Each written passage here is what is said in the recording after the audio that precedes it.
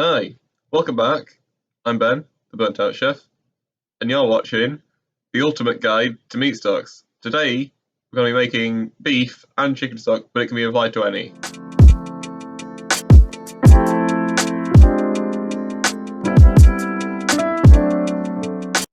First, we're going to get our roasting tray out and put all our bits of chicken in. I'm using 1 kilogram of both chicken carcass, that's my roast chicken, and chicken wings. So give it a good coat in oil and give it a good rub. Want all the surfaces to be nice and covered. That's done. Now put it in the oven to roast at 200 degrees for 40 minutes. Now, we're going to do the exact same things for our beef.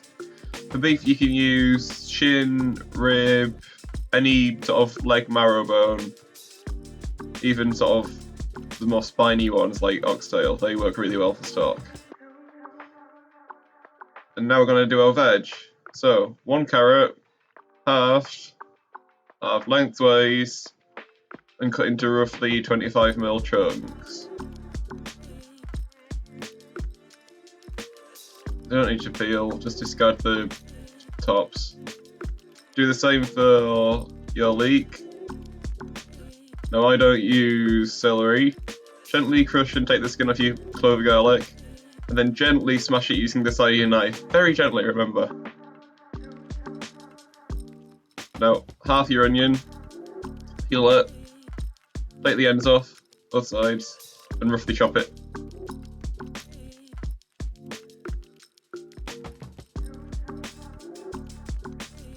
Now that's all the veg done.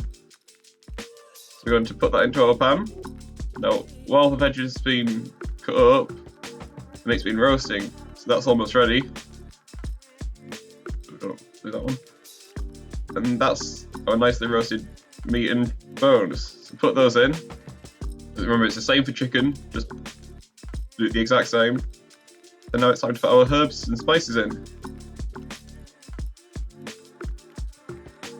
1 star anise, 8 peppercorns, 8 Szechuan peppercorns, and 2 cloves, and a bay leaf. 2 sprigs of parsley, 2 sprigs of thyme, and we're done. You can play around with these. It's quite hard to make a bad stock with this recipe. Now fill with at least 2 litres of water, but make sure it's enough to cover so you can always add more. This is probably almost 4. And also filtered water. Bring to the boil, and then reduce to a bare simmer and let cook for 4 hours. You can skip it if you want. It should reduce by about half. You can see the chicken stock there as well. That's done. So now we need to filter out all of the bits. So I'm going to use a sieve and a masher. This is a heavy duty sieve. Now I've let it fully cool, which means the fat's set on top. It's a lot easier to do this way. Just leave it out overnight. That's it. And then squeeze all the juices out of all the bits of meat and veg. Now I like to double sieve it through a slightly finer sieve, just to get any last little bits out. Again, this is all the same for the chicken or any other stock like lamb. Great, we're done. So now it's time to taste it. This is the beef stock. Yep, that tastes like a really nice homemade beef stock. And now, this is the chicken stock. I do find it's often a lot thicker and will sort of turn to jelly in the fridge, but it's still really nice and it's so powerful of flavour. That's a really great chicken stock. Hope you enjoyed. Thanks for watching. Please like and subscribe.